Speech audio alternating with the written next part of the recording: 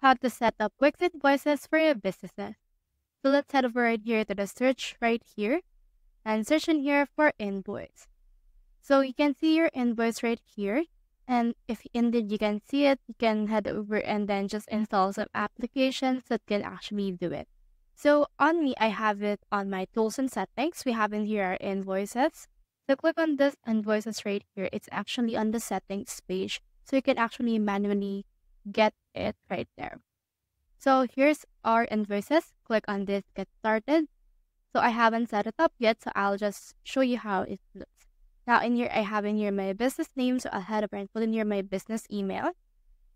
And then in here, once you have put in here your business email, next thing you need to do is you need to head over and click on this option called add and continue.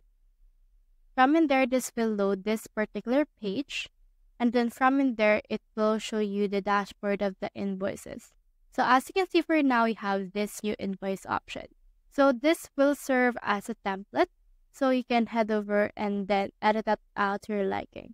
So for example, you can put in here a contact. For example, for this one, I'll just head over and put mine first. And then you can add an item. So any item that they actually purchase will be automatically added right here. Now in here, you can also add a discount if they ever need any. And you can also put in here anything that you want. Add the actual discount for this case. And then once it's been added, you can see in here this balance due for you, as well as some notes and terms. So in here, you can save and close this. Now you can also have the option to send in here your invoice.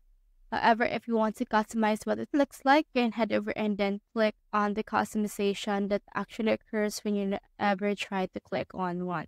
You click on this more actions right here, and you can see in here this recurring invoices, items and services, and you can also update your invoice settings. So you click on this one, and then when you click on the update invoice settings, you can see in here some settings such as the header details. You can customize this template that you can see right here on your screen.